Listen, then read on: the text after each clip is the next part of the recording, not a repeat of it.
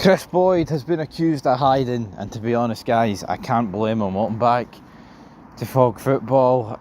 I mean, if I had it my own way, I'd hibernate with a bag of 6 cans, but aye, life ain't that simple, brother. So big Kris, he does his wee Scottish Sun column with Roger Hanna.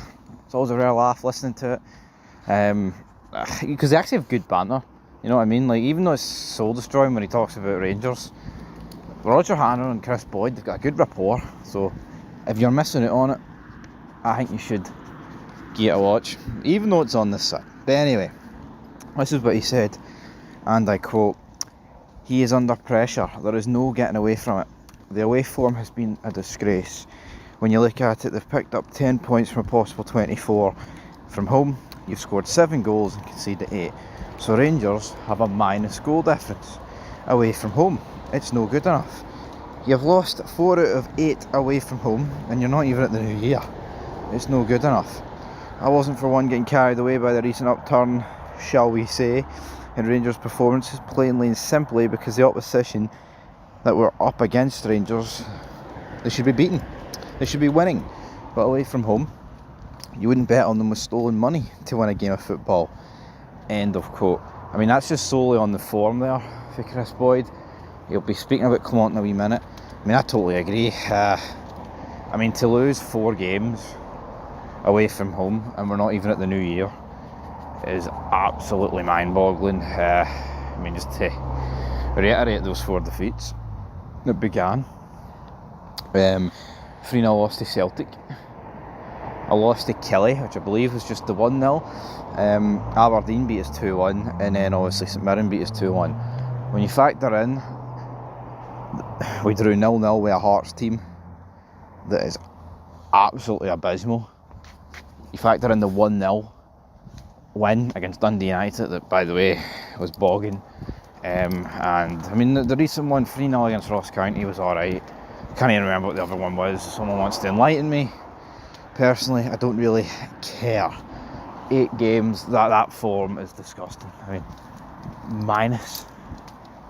minus goal difference, man. I don't even know what to fucking say about that.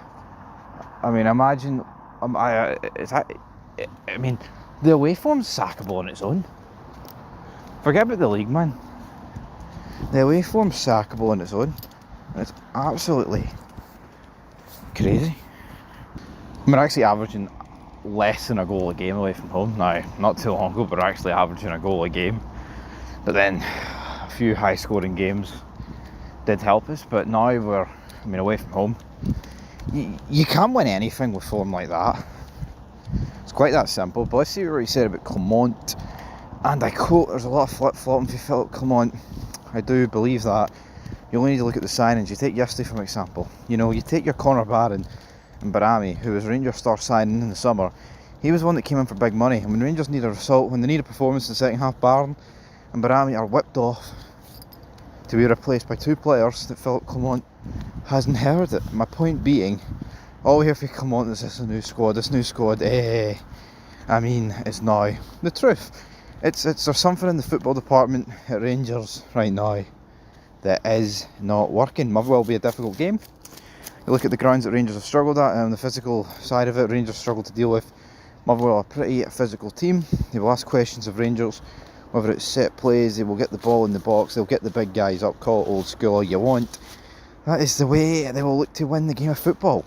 If it works for them, Rangers will have to deal with it. They will ask questions of Rangers defensively in terms of what they're going to stand up for their size, and I just think from Rangers, they're never in control of the game. You might see 10 or 15 minutes everyone clings on to, oh, they were good for that period of the game, but the reality is, we go back to the first half against St Mirren, it was really, really poor. I mean, he was asked about what would happen if they lost to Motherwell, folks, but he pretty much goes on to talk about Beale and Gio and say, well, they got sacked for having far closer gaps to Celtic than what Clement's got. And honestly, he might not lose against Motherwell, but you could sure as hell draw, and that would take it to 14 points if Celtic beat St Johnstone. Big if, you know, great banter. What is there to say, man? It's just soul destroying at the minute. I've got nothing good to say anymore. I'm done. Defeated. Honestly. I mean, good month. I mean, good month people claimed there. Aye, good month. We won a couple of games, which is the bare minimum, and we lost a cup final, which was unacceptable considering the stakes and his record against Celtic. So there's just nothing. But I understand. I mean, Clement works at a new team and then talks about the second half as if it was good. Drew one each, mate.